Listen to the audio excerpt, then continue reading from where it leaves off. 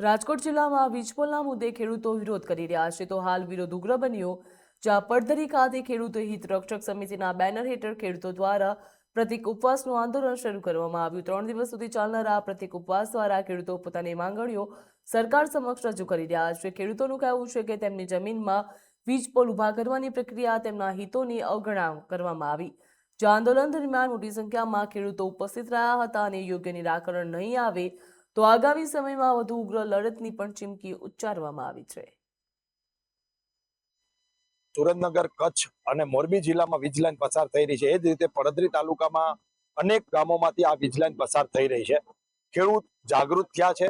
ખેડૂતોએ પોતાની માંગ માટે, ન્યાય માટે આજે પડધરી તાલુકામાં 17, 18, 19 આમ 3 દિવસ સુધી આ જ જગ્યા ઉપર પ્રતિક ઉપવાસનું એક કાર્યક્રમ આપ્યો છે સરકારને ઢંઢોળવા માટે।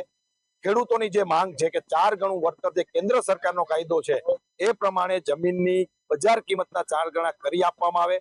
જે પરિપત્ર કરવામાં હમણાં સરકારે કર્યો છે એ નામંજૂર છે અને આગામી કાર્યક્રમો ગાંધી ચિંધ્યા માર્ગે આ રીતે દરેક જિલ્લામાં થવાના છે। જ્યાં જ્યાં વીજ લાઈનો નીકળી રહી છે ત્યાં ખેડૂતો પોતાની માંગ મજબૂત કરવાના છે અને આવતા દિવસોમાં આંદોલન વધુ મજબૂત થશે એવું ખેડૂતો નો સૂર છે। પડધરી તાલુકામાં આશરે 44 ગામોમાં લાઈન નીકળે છે, એમાં 10 ગામમાં નોટિસ આવી ગઈ છે। ખેડૂતોની એવી માંગ છે કે જે યોગ્ય વળતર મળવું જોઈએ ને એ મળે।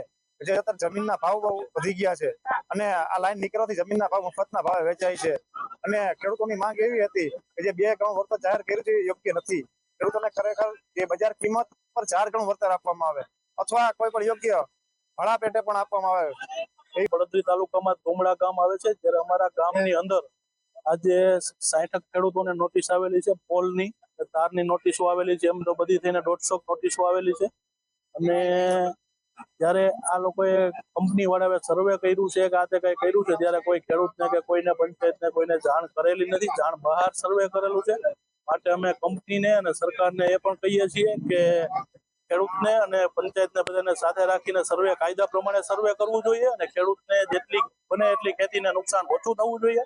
બાકી રહી વાત વળતરની, તો વળતરના પ્રશ્ને ખેડૂત દુઃખી છે અને ખેડૂતને કઈ પ્રોબ્લેમ છે એના માટે જ ખેડૂત આજે રોડે ચડેલો છે, આંદોલનમાં બેસે છે, ઉપવાસ ઉપર બેસે છે અને જો હજી આ માંગ સ્વીકારવામાં નહીં આવે તો દિવસે દિવસે ખેડૂત એકતા વધતી જશે અને ખેડૂતોની માંગ પૂરી કરવા માટે ખેડૂતને આજે મજબૂરીથી રોડે ચડવું પડશે, કોર્ટના શરણા લેવા પડશે। માટે સરકારને ખાસ વિનંતી કરી છે કે કંપનીને કાયદાનું પાલન કરાવડાવે અને કાયદા પ્રમાણે લાઈનનું સર્વે કરાવડાવે। લાઈન નખાવવામાં કોઈ વાંધો નથી, કાયદા પ્રમાણે લાઈનનું સર્વે કરાવડાવે અને કાયદા પ્રમાણે વળતર અપાવડાવે તો ખેડૂતને કોઈ પ્રશ્ન નથી। માટે બને ત્યાં સુધી સરકાર વહેલી તકે આની કંઈક નિવારણ લાવે એ બધા ખેડૂત વતી વિનંતી।